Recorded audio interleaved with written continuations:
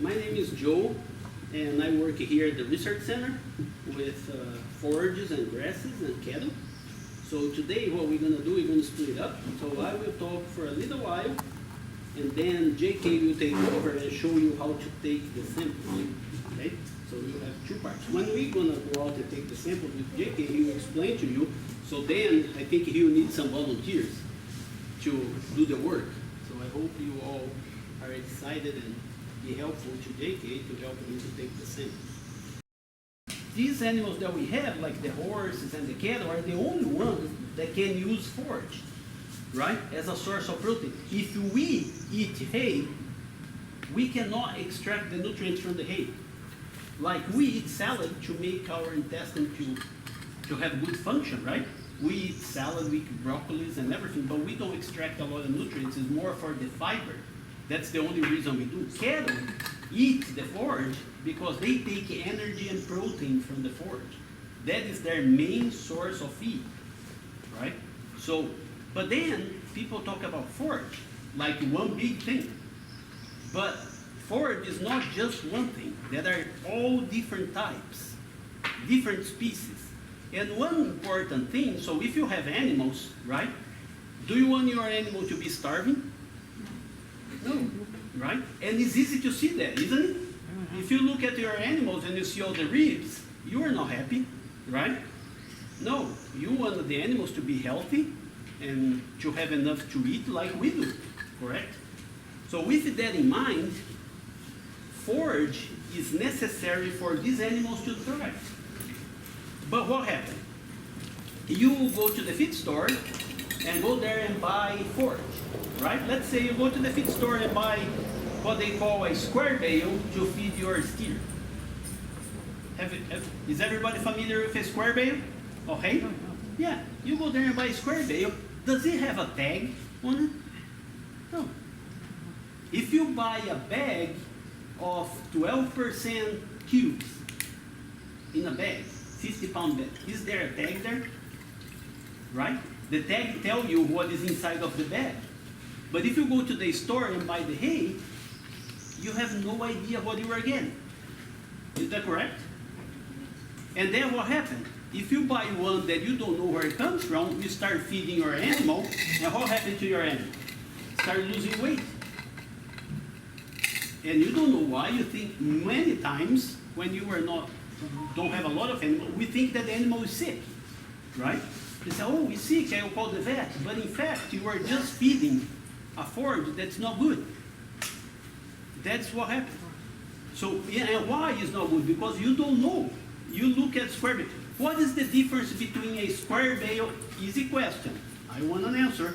What is the difference between a square bale and a round bale? The cylindrical ones, you mean? Yeah, like a big round, you have one on the back, you have the square. What is the difference? One's rectangular prism, one's more cylindrical. Exactly, just the shape. One is a square, the other one is round. But there is a perception that if you buy a square bale, it's good. A square bale is for horses, it's gray hay. But if you buy a round bale, it's for cattle, it's bad hay. Right? That's a perception, and that is completely wrong. The only difference is the way that you put up. You can make a round bale, you can make a square bale. That's the only difference. So if they tell you, I have a square bale, a horse hay, that doesn't mean anything. Because it can be as bad as the round bale in a big bale, right? It's just the shape. So, and then with that, I'm giving you the problem, right? You go there and you need to feed your animal. So what is the only way to learn if that is good or bad? For sure, you don't want to start feeding and your animal start losing weight, right? Because that will be too late. Yeah. And then you bought the forage, right? It's yours now, you have to feed, but then the animal is losing weight, so you ended up buying bad stuff, right? So what is the only way to learn if that hay will be good for the cattle, for the horse, or for the goat? What is the only way? Testing. Testing. Yeah. Or you can buy and feed and your animal lose weight, right? And then you have to buy another one, and then you buy another one. It's like my wife going to the mall, right? She goes in one store, buy one thing. She goes to the other store, buy another thing. But she never buy what she needs, right? She just buys stuff. So we don't want to do that with our hay buying, right? We wanted to buy something that will be good for our animals to thrive. That's what we want. And the only way to do that is testing the hay. So we have testing here at the center that we receive just hay. If you have feed, not here. But here, you can talk to your county agent, you can grab a sample of your hay and send to us, and we test your hay. So we will tell you the basics or how good or how bad you be, and so you can have an expectation when you are feeding the hay. With that in mind, to send the hay here, you need to take a sample, right? And taking a sample is very important because we here at the lab, we analyze the samples that we receive. We don't analyze your farm, we don't analyze your hay field, we analyze one sample that we send to us. If you grab on the side of the road and tell me this is from my hay field, I will believe you, right? And I will report the results of that. Nobody ever called the lab because they were happy, okay? Never. So they never called me and said, such a great forage, I love what you do, and thank you so much for doing it. They call because, why you are telling me that my hay is 4% protein? I said, it's the test, right? I'm not telling you anything, the test did. But the guy that sold to me said it's a 12. Again, you need to call a different person, right? It's just a different number, not this one. But again, if you took a bad sample and send us a bad sample, that's what we test. And then you're gonna have a result that's not accurate, and I think it's better not to have a result than to have a bad one. If you have a bad one, you're gonna make bad decisions, right? Because you have bad information. So with that, I will pass to JK. Dr. Vendramini explained the importance of why we need to take forage sampling, but how do we do it? It's not just as simple as just taking a handful of hay and sending it to Dr. Vendramini. Like he said, you're only going to get the results back that you, as good a sample as you send in. So you got to send in a good sample. And we talked about a little bit about the difference between when we put up a square bale versus a round bale. And there's one other difference that I want to explain to you, and it kind of plays into why we sample the way we do. So whenever we put up a square bale, usually when we're cutting hay, when it comes time to bale it up, we're going to put it all into one big row. We call it a windrow. It's this big old pile of grass, or hay in this case, that's lumped up together so that way the hay baler can come by and pick it up more efficiently.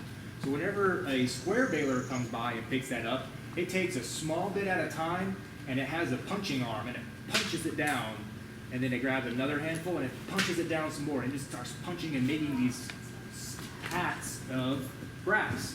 So if you were to imagine my paper here was a thing of grass, you can kind of imagine that a square bale, whenever it's made, it gets folded, and then folded, and then folded again. And so there's a bunch of different layers to that square bale. And if you've ever dealt with a square bale, sometimes you might call it a flake. So sometimes whenever you're dealing with horses, like Dr. Vendramini said, the square bales are only for horses apparently. They say, oh, give your horse one flake or two flakes. Well, those flakes can weigh different amounts, especially depending upon what kind of forage it is. But you can imagine our square bale is going to be kind of folded, kind of accordion-like. It's not going to be attached. They're all just going to be smashed down together into different kind of layers. So when it comes time to sample our forage, we want to make sure we get a little bit of grass from as much grass as we possibly can. So if you were to take just one strand of grass and send that in as your sample, that one strand might not really represent your entire hay stand. It might be really good, while the rest of your grass is maybe not as good. Or it could be really bad, and the rest of your grass is actually pretty decent. So when it comes time to sample our square bale, we want to make sure we're sampling from the side that has the layer side. That way, or the smaller side. That way we're getting as much sample as possible, because we're going to sample from this layer, and this layer, and this layer, and this layer, and so on as far down as your probe can go. Whereas if you go from the top side or the longer side, you're only going to get from maybe one or two layers, and that's not going to give you a really good representation of what that forage is going to be like. Our round bales, instead of being punched down, they're actually just rolled up. Kind of just like when you take a piece of paper and you roll it on up. I've got it crinkled up. You just roll it up, roll it around.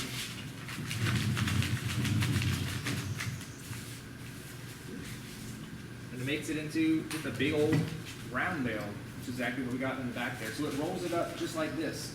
So when it comes time to sample your round bale, you don't want to sample from the side that only has one or two. If you just go from the side of the bale, the flat side, you're only going to get 1 or 2 layers of grass to represent, and that might not be a good representation of all your hay. So you want to make sure that you sample from the round side, because when you go from the round side, you're getting every single layer of grass as far down as your probe can go. And that's going to give you a better representation of your grass, making a better sample, which then makes you have better decisions, like Dr. Vendramini said. So we got a couple of different ways that we can sample our forage. And I'll show you some of these, and then we're actually going to go use some and let you try them out. So first one we have here, this is the good old tried and true. This is one, we have a sharp blade on most of these, so we have a blade on this end, and we have a collection tube on this end. And with this one, we kind of just push, and we turn a little bit, and we push, and it takes a lot of manpower for this one to be used. So we'll definitely let y'all give a try on this one. But as the forage kind of gets cut and builds up inside of the tube, you want to get it down here in your collection. We have this little rod here, and you can push down it, and it will push all that material down into your collection chamber. And once you collect, depends on how many bales you're trying to test, once you collect maybe between 5 and 10 different samples, you would unscrew it at the bottom. And I guess I put it on backwards last. Does not want to come off now. Okay, good. And you would just dump it all out into a container like this, and you pour it into a bag that you would mail to Dr. Vendramini along with $7, and you would get your results back. Other ones we have a kind of an auger style one here, where you put your forage, you put your sample, or you put the probe again to your side of your bale, and you're going to push with this end, and you're going to crank with this end. And then as you crank, it cuts again. Then we have a sharp blade in the end of it. It's going to cut into that hay bale, and it's going to cut deeper and deeper and deeper. But you have to watch this one because you have an opening in, you have an opening here. That's where your forage is going to come out. So if you're going deeper and deeper, you're going to start having your sample fall out. So you need to make sure you have something to collect it in at hand. That way you can make sure you don't just lose it onto the ground. Have something to push it out with. And then we also have the ones that I like to use, the ones that attach to a drill. So these ones again have that sharp blade, and as you come and as we look at it, you'll see it has a bunch of sharp teeth on it. Makes it really good for cutting into that grass. We just put this onto a drill bit.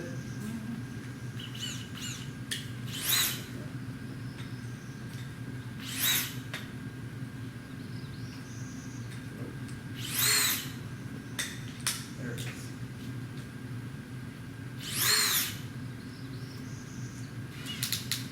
And now it's ready to go. So we'll take this and we go to our hay bale, and we just push it in, collect our sample into this metal tube. So then we got to get it out. So to do that, ideally we're going to take apart our drill bit.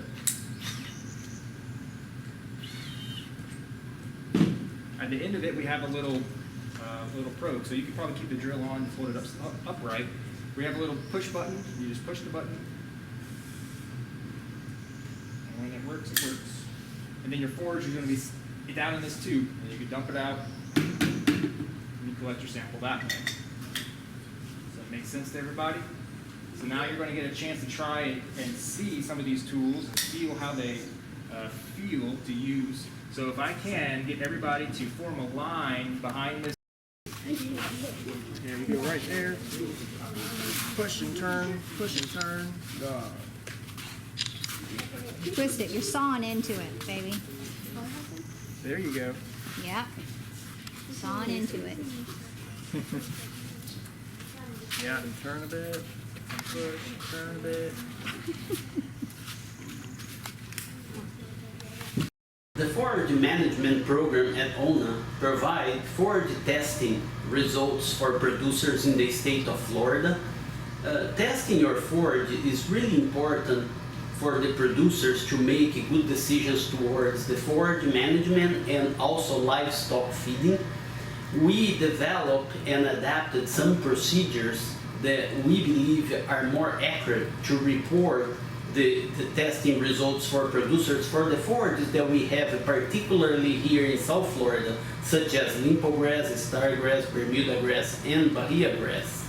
And if you would like to have your forage tested, please contact your county extension agent.